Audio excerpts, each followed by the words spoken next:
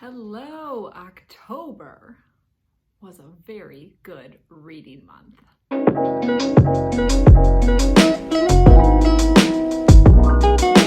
Hi and welcome back to my channel. I am Colleen Delaney and this is my October wrap up. I had a really good reading month and I can't wait to talk to you about all the books I read. We are going to do witchy books first, then we're going to do some middle grade, we are going to do some short reads, and then we're gonna do some mysteries and some romance. Let's get started. First up, we have Wolf Gone Wild by Juliette Cross. And if you've been watching my fall read recommendations, or basically, I feel like I've talked about this book like 6 times because I love it so much, but it was a really, really good read. I can't help it. I gave this book 5 whole stars. Our hero and heroine of this novel are Edie, a witch, who is the best hex breaker of all the North American witches, and Mateo, who is a werewolf who has a spell put on him that is keeping him from shifting into his wolf form.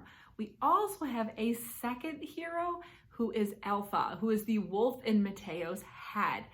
Now, the way that Juliette Cross writes Alpha is hilarious. His lines are all in bold, so you can tell just by looking at the page, what's on Alpha's mind. And I was going to show you just a random page with some of Alpha's text in it, but I'm not going to, because Alpha has a little bit of a dirty mouth, and so most of his lines are not really appropriate for me to be showing you on YouTube. Now, this book is super hot, super fun. It has a little bit of like a more lighthearted plot line. Like, it's not super angsty or super dark. It was so much fun to read. I recommend this book 1,000 times to anyone who likes witch stories. If you like romance, if you like paranormal romance, if you like werewolves, this book was so much fun. Wolf Gone Wild by Juliette Cross. Now, because I loved Wolf Gone Wild so much, I added a book to my TBR that wasn't originally supposed to happen in October. I was supposed to save it for November, and I didn't want to.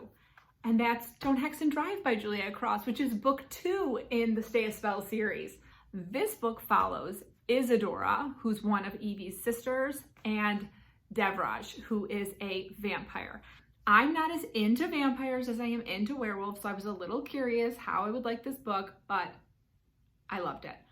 We begin with Isadora, who is a very gentle soul. Her magic is mostly in healing, and she makes animals feel really calm, and she loves to garden, and she's like a very calming presence. And she is riding her bicycle home from her friend's house when it's a bit dark, and she's a little nervous because there's a plot line about young girls disappearing in New Orleans at this time. So she's thinking to herself, oh, I should have ridden home before it got dark. This wasn't very safe, when she gets hit by a car. Now, she doesn't get horribly hit by a car, but she does get hit by Devraj's car driving. And this is the only meet cute I've ever read where one of the main characters hits the other one with their car. Now, because she is a healer and she is somewhat supernatural, she isn't really injured, like she's hurt but not badly, and it was sort of hilarious. He right away is into her and she is not into him. So to introduce Devraj, the hero, he is super handsome. He used to be a Bollywood star, and he is a Stygorn. He's a very powerful type of vampire who kind of like hunts down other vampires. So he's a little bit of an enforcer. He's a little bit flashy. He drives fast cars. He likes fine things. He's old. He's like 300, I think. So he has collected a lot of treasures through his travels. And right away, Isadora is like, not for me. I want down to earth. I want someone who has roots in New Orleans. I don't want to be jet setting or anything like that. This has a little bit of a different secondary plot, whereas there are some vampires that are kidnapping human women, and that is a little darker than Wolf Gone Wild, the first book, but I still really enjoyed it, and they managed to resolve that plot line without anything too dark happening, even to secondary characters. So I gave Don't Hex and Drive 4.5 stars. I still really, really loved it. I did like Wolf Gone Wild a little bit more, but it's still such a fantastic read. Don't Hex and Drive by Juliette Cross. The third witchy book I read this month is The Ex Hex by Erin Sterling. This was my book of the month pick, which I always say I can't put my book of the month pick in my TBR because I don't actually get to pick my book of the month pick usually until the first of the month. So I picked The Ex Hex, obviously, because I love witches and I love romance. Now, I won't say this book was a letdown, but this was not as fun as I hoped it would be, probably because I had just come off reading Wolf Gone Wild, and I read Don't Hex and Drive after I read The Ex Hex. I thought that the fantasy aspect of this was very strong, but I didn't feel as strong about the romance plotline. So in this story, we have our heroine, Vivian, and the book starts with a prologue, and Vivian is 19, and she's in the bath, and she's crying because she's just had her heart broken by a Welsh warlock, Rhys, because she found out that even though they've basically been shacking up all summer, he is sort of engaged in Wales to someone, and he leaves to go take care of it. She and her cousin are super drunk and decide they are going to curse him, but not really. It's like a pretend curse, and the terms of the curse are pretty funny. It's like his hair's not going to look good anymore, and just like silly stuff, nothing like super dire, but the curse ends up working, but Rhys doesn't come back. He's gone. They live in a small mountain town in Georgia called Graves Glen that has very much like Stars Hollow meets Halloween Town vibes. It's like a really big autumn town, which I've never been to Georgia in autumn. I didn't really ever think of Georgia as like fall central, but maybe it is. I haven't been there. So then we jump ahead 9 years, and it's been 100 years or so since the town, it's been more than 100 years, but it's one of the 100th anniversaries of the town's founding, during which one of the Penhallows, who founded the town, have to come back to charge the ley lines, which is what has magic running through the town. So Rhys, the Welsh warlock, is a Penhallow, and he gets chosen to return to Graves Glen to charge the ley lines. And Vivian has to see him again, which she's not too happy about. Once he returns, she realizes the curse is working and that a lot of bad, weird things are befalling him. And through a series of events, he accidentally transfers the curse to the town. So the magic starts going all haywire in the town. And they have to figure out how to break the curse, and they have to figure out how to save the town.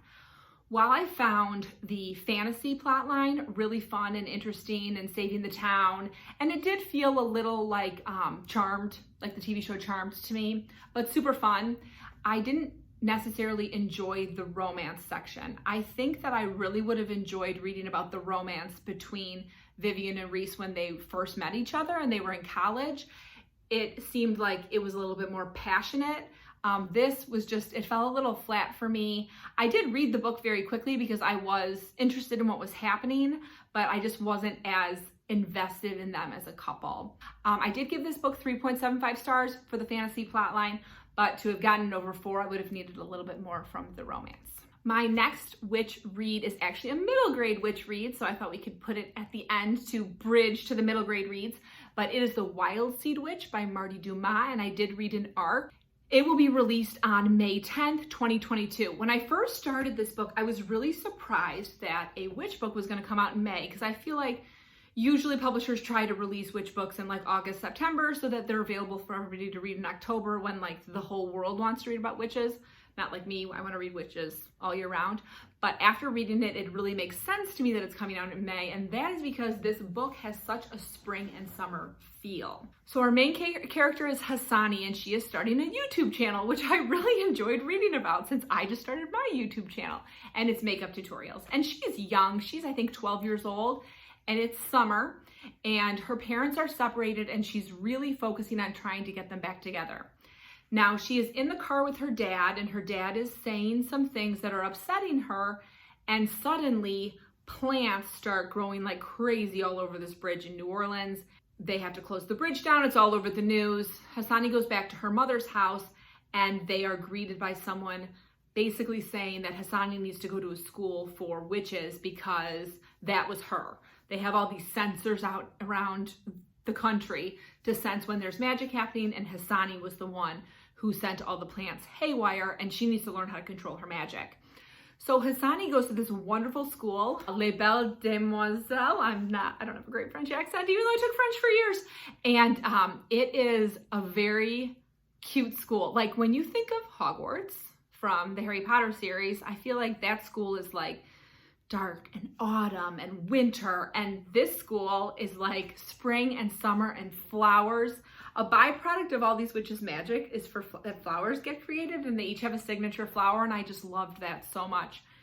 In terms of the themes of this book, they talk a lot about bullying and online bullying, which I thought was a great aspect to include for the middle grade readers that are navigating life right now. There's also a lot of focus on how you might not be able to fix your family. As hard as you try, as much magic as you try, you know, your family is your family, and you might not be able to put the pieces back together how you want.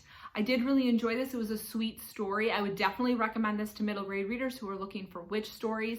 I didn't mention this before, but the main character Hassani is a black girl, so it's very like black girl magic, and I'm pretty sure all of the characters in the book were black, though I'm not 100% certain thinking back. Grand majority. So if you were looking for a book for a young black girl who wants to read a book about witches who look like her, this would be a fantastic one. So it is The Wildseed Witch by Marti Dumas, and it's coming out on May 10th, 2022. The other middle grade book I read this month is When the Sea Turned to Silver by Grace Lin. I think I have mentioned before that Where the Mountain Meets the Moon by Grace Lin is my favorite middle grade of all time, and this did not disappoint at all. To begin, this book is beautiful. It includes illustrations that Grace Lin did herself that are absolutely gorgeous. And beyond these illustrations, we also have beautiful, beautiful chapter headings. Just gorgeous. When the Sea Turned to Silver follows Pin May, and she is the granddaughter of the storyteller. They live in a small house on a mountainside, and one night, her grandmother tells her to hide, and the emperor and his soldiers come to their town, and they kidnap the storyteller, her grandmother, and take her away. Now, Pin May is extremely distraught. Her grandmother has raised her and decides that she needs to get her grandmother back. There's a rumor that the emperor will give anyone that can bring him the luminous stone that lights the night whatever they want. With the help of her friend Yishin, Pin May decides to try to find the stone. Grace Lin is amazing at weaving stories within stories. So each chapter has another story within it. And by the end of the book, all these stories that Pin May and her grandmother have been telling the people around them weave into this beautiful tapestry of a story. She really is a master when it comes to tying these stories together. It's beautifully written. If you have a child who really, or you really enjoyed The Lightning Thief, but want something a little bit more serious and more folklorish, I would really recommend this, as well as Where the Mountain Meets the Moon, and I think it's called Starry River of the Sky is the second one. They're masterful tellings of Chinese folklore. I really enjoy this. I gave this 4.5 stars, mainly because I don't think I will personally reread it, but I will definitely recommend this to my children when they're old enough, and when I'm back in the library to any kid that will let me. So now we are going to switch gears to some shorter fiction I read this month. And the first is Down Among the Sticks and Bones by Seanan and McGuire. This is the second book in the Wayward Children series. It follows Jack and Jill, but it is a prequel. So we see the beginning of Jack and Jill's life, and if you read the first book, you're familiar with them. They are two students in the school that we attend in Every Heart a Doorway. The story begins before they go to their other world, where they are identical twins born to parents who really didn't want children. They thought they needed to have them. They're treated very poorly by their parents, and it was a little bit hard for me to read as a parent of twins, how they kind of put them each in a box and don't let them explore their personalities at all, because I'm really into like my twins having their own personalities. They eventually go through their portal to a new world, and their world is called the Moors. It's a bit like if Dracula met Frankenstein, There is a vampire who lords over this area, and then there is a sort of mad scientist who kind of balances them out. And they each go to live with one of them. I did like this book a lot, and it was a really good read for October because it's very gloomy and dark, and there's like some gross stuff in it. If you like gross stuff. I don't really read horror. This is about as close to horror as I can get. I am excited to continue reading this series. I am really excited. I know that there's another book that follows Jack and Jill, because without any spoilers, the end of the first book leaves Jack and Jill's story very open, and I really want to know what happens then. So this told us what happened before, but I would really like to know what happens after the end of the first book, which I think I get in like book 6 or 7. We'll see. I gave Down Among the Sticks and Bones by Seanan McGuire 4 stars. A solid read, but I do not think I will reread it. The next piece of short fiction I read was When the Tiger Came Down the Mountain by Nghi. This is book 2 in the Singing Hills cycle. I read the first book, The Empress of Salt and Fortune, last month and loved it. I really liked this book as well. So we are back with Chi, who is the non-binary monk who is traveling the lands, picking up stories and writing them down to return them to a library of sorts. Very quickly at the beginning of this book, Chi and their travel companion, Cu, are cornered by 3 tigers. And in this book, tigers are sort of shapeshifters between women and tigers, but they do have that natural killing streak that tigers have. And Chi must tell them a story that keeps them engaged until help comes. I really liked this book a lot. I did find it slightly confusing at times because the 3 tigers are sisters and have very similar names. And the beginning half of the book, it was a little difficult for me to keep track of which tiger was which. But the story that's being told is lovely and beautiful. And there's this great part where the tigers are telling one story and she's telling another. And I very much enjoyed it. It's a very fast read. This series would be fantastic for anyone who is in a book rut. It's only about 120 pages. I gave it 4.25 stars, a very good read. Next, we are going to switch gears to mysteries, and I read The Maidens by Michaelides, and I loved this book so much. Once I started it and got about halfway done, I could not stop reading it. So our narrator is Mariana, and she is a recent widow and a group therapist. She gets a phone call from Zoe, her niece, and she's also sort of Zoe's guardian, that says that Zoe's friend has been murdered and she needs Mariana to come to Cambridge to be with her. So Mariana, of course, goes, and very soon after she arrives, she meets Edward Fosca, one of Zoe's professors, and decides that he must have murdered Zoe's best friend. Edward seems like a good suspect. He has this weird group of students he calls the Maidens, who are all women, and they are all very interested in the rights of Persephone. There's a big portion of this book that has to do with ancient Greek. I think that the author did a really good job setting up different suspects that you might think might have something to do with it. There was a fantastic twist that I definitely didn't see coming. This made me really want to read more books by Michaelides. And I will probably pick up The Silent Patient in the next couple months. It's a great read if you want like dark academia vibes, if you want something creepy that's gonna just read really fast. Like I think I read this book in about 36 hours. Pick up The Maidens. It was fantastic. I gave this book 4.5 stars. Very much enjoyed it. Next, we're going to switch to romance, and I read The Rake Gets Ravished by Sophie Jordan, and this book was such a delight. Our heroine is Mercy, and she finds herself in a bit of a pickle. Her brother has gambled away their family home and land, and she has come to London to sneak into the gaming hall and steal the deed back. Now, when she is in the private rooms of the gaming hall owner, he catches her, and she thinks to herself, I could just leave without the deed and consider the fact that I failed and I'm stuck without our family land, or I could seduce him and spend the night with him, get the deed, and then peace out of there. And that's what she decides to do. So the next morning, Silas, the gaming hall owner, wakes up alone, surprised because it had been a very enjoyable night, and notices that there is a deed missing. And then he travels to her farm to try to get it back. Their relationship is wonderful. What I really loved about this book is they are two very hardworking people. This isn't a Duke and Duchess story.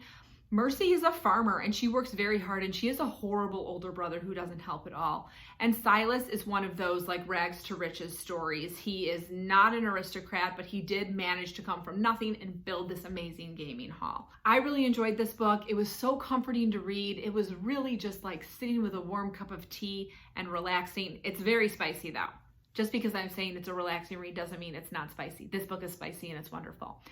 One of the things I thought Sophie Jordan did fantastic in this book is there's obviously a sex scene at the beginning of the book between the hero and the heroine. And I was worried that you wouldn't be emotionally invested in it as the reader because you don't know them yet and you don't know their chemistry, and it's not really like a payoff scene. That was not the case. This book was very hot. The beginning was very hot and you were really into it right away. I gave this book 4.75 stars and I heartily recommend it. The next book I read was Given to the Ghoul by Desirée Niccoli. This was actually a freebie for the author's newsletter and I really liked it. So I will hopefully link to sign up for her newsletter in the comments. Now, this is a monster romance. So if you are into these stories where the hero is maybe not 100% human, you definitely like this. It follows Mina, who is in sort of a lottery situation in her town. She's recently moved to a town in the desert, and every decade they pick names out of a hat, and the person who gets picked has to hike into the middle of the desert as a sacrifice to the ghouls.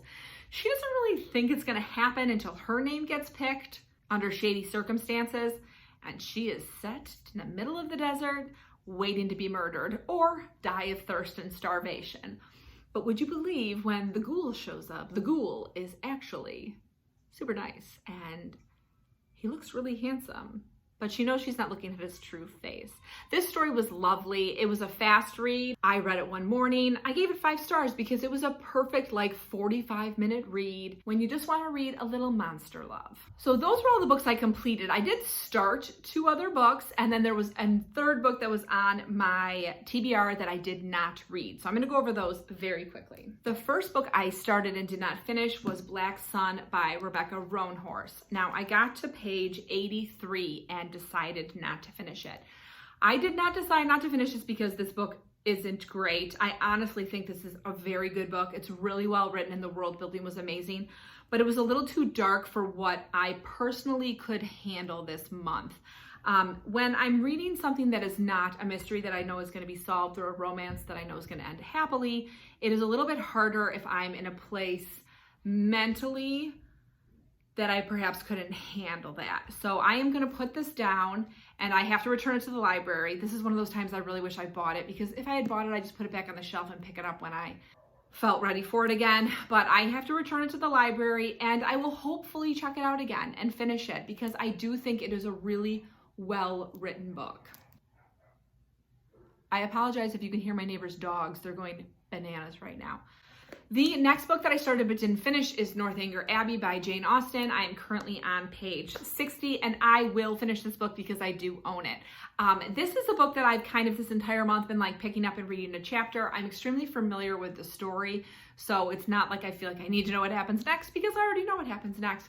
But I am enjoying it on those nights when I just want to read 1 or 2 chapters before I go to bed. This has been a good read to pick up. I will continue doing that throughout November and probably December.